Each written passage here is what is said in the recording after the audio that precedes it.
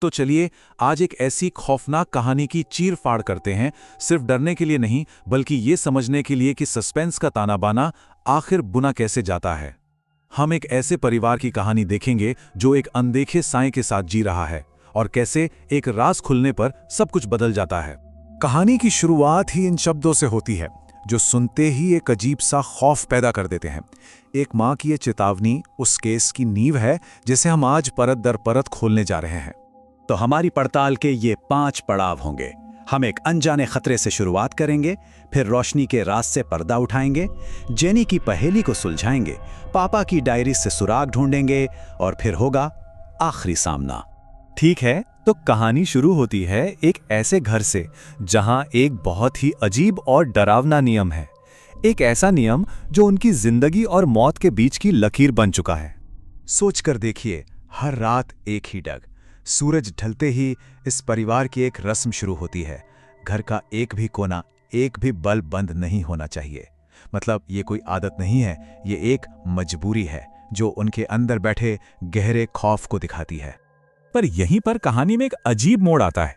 माँ, जिसका नाम रोशनी है, उसका बर्ताव बहुत ही अजीब है। वो अक्सर अंधेरे में चुपचाप बैठी रहती है और कहती है कि ये सब करने का कोई फायदा नहीं। सवाल ये उठता है, आखिर वो ऐसा कर क्यों रही है? वो ऐसा क्या जानती है जो बाकी सबसे छिपा रही है? और ये कोई मन का वहम नहीं है, ये खतरा बिल्कुल असली है। एक रात बेटे अमन के कमरे का बल्ब फ्यूज हो जाता है और अंधेरा होते ही उस पर जानलेवा हमला होता है। ये घटना एक झटके में साफ कर देती है कि ये कोई मजाक नहीं, ये जिंदगी और मौत की लड़ाई है। अब इस हमले के बाद घर का माहौल पूरी तरह बदल जाता है। डर अब गुस्से और सवालों में बदल चुका है। और यहीं से हम कहानी के दूसरे चैप्टर में कदम रखते हैं, जहां एक सालों से दफन राज सामने आने वाला है। यहाँ हम देखते हैं माँ और बेटी के बीच एक जबरदस्त टकराव। रोशनी अपने बच्चों से कहती है कि वो घर छोड़कर चले जाएं, कि वो चीज़ उसे कुछ नहीं करेगी, वो सिर्फ बच्चों को चाहती है। लेकिन बेटी अवनी जवाब मांगती है, तुम उसे कैसे जानती हो? और ये टकराव उस राज को बाहर ले आता है जो इस पूरे खौफ की जड़ है। तो कहानी कुछ साल पीछे जाती है। रोशनी को स्किन कैंसर हुआ था, जिसकी वजह से उसे रोशनी से भयानक एलर्जी हो गई। उसे 18 महीने एक खास सेफ हाउस में बिताने पड़े जहां 24 घंटे अंधेरा रहता था। और यहीं इसी अंधेरे में उसकी दोस्ती जेनी नाम की एक लड़की से हुई। यही दोस्ती हर चीज की चाबी है। और जैसे ही ये राज सामने आता है, कहानी का पूरा गेम ही बदल जाता है। अब तक जो बेटी अवनी सिर्फ एक विक्टिम थी, अब वो एक जासूस बन जाती है। वो तय करती है कि वो इस पहेली को सुलझा कर रहेगी। तो अवनी एक प्रॉपर प्लान बनाती है, एक 2 prong स्ट्रैटेजी। वो खुद उस पुराने सेफ हाउस जाती है ताकि जेनी के बारे में कुछ पता लगा सके, और अपने भाई अमन और माँ को घर पर पापा के पुराने नोट्स या डायरी खोजने का काम देती है। और सेफ हाउस पहुंचकर अवनी को जो पता चलता है वो सच में दिल दहला देने वाला है। वहां का अटेंडेंट बताता है कि रोशनी के जाने के बाद जेनी डिप्रेशन में चली गई थी और एक दिन वहां से भाग निकली। लेकिन बाहर निकलते ही सूरज की रोशनी ने उसके शरीर को जला दिया और उसकी मौत हो गई। अवनी को बताया जाता है कि जेनी को वहीं पीछे के कब्रिस्तान में दफनाया गया था। वो उसकी कब्र तक पहुंचती है, लेकिन जब वो ताबूत खोलती है तो उसके पैरों तले जमीन खिसक जाती है। वो खाली था, बिल्कुल खाली। जेनी वहां नहीं थी। तो फिर वो कहां थी? तो एक तरफ जहां अवनी को खाली ताबूत मिला, वहीं दूसरी तरफ घर पर अमन और रोशनी के हाथ एक बहुत बड़ी चीज लगती है, उनके पिता की एक पुरानी डायरी। और ये डायरी उनके दुश्मन की पूरी प्रोफाइल तैयार कर देती है। डायरी का पहला पन्ना ही उनके होश उड़ा देता है।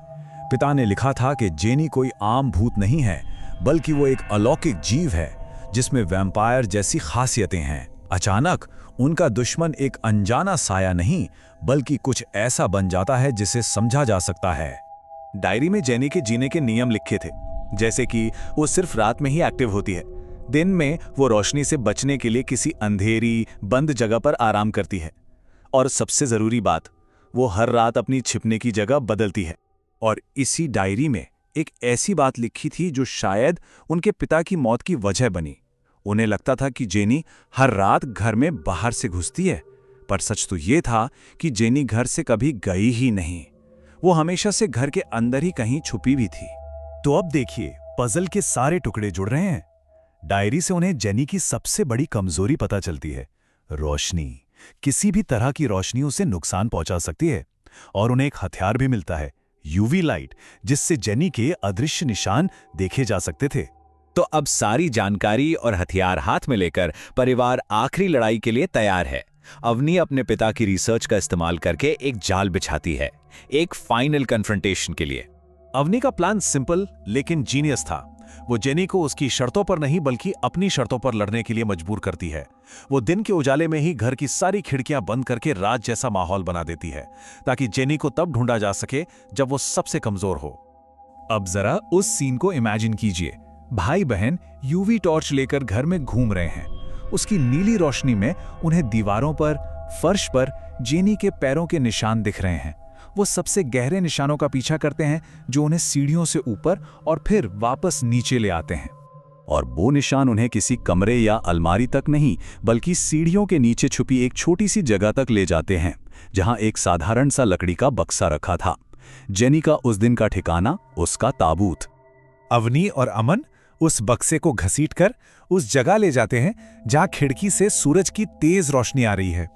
और फिर अवनी ढक्कन खोल देती है। एक पल के लिए सब शांत, और अगले ही पल सूरज की सीधी किरणें अंदर मौजूद जेनी पर पड़ती हैं और एक चीख के साथ वो जलकर राख हो जाती है। जेनी का अंत हो जाता है, खतरा टल जाता है। पर कहानी यहां एक बहुत ही गहरे सवाल के साथ खत्म होती है। जब रोशनी अपनी दोस्त की राख के सामने रोती है तो हमें सोचना पड़ता है। जेनी एक मॉन्स्टर थी, लेकिन वो अकेलेपन और दर्द से पैदा हुई थी। तो सवाल ये उठता है कि अगर कोई मॉन्स्टर अकेलेपन से पैदा होता है तो क्या उसे खत्म कर देने से वो ट्रेजेडी सच में खत्म हो जाती है?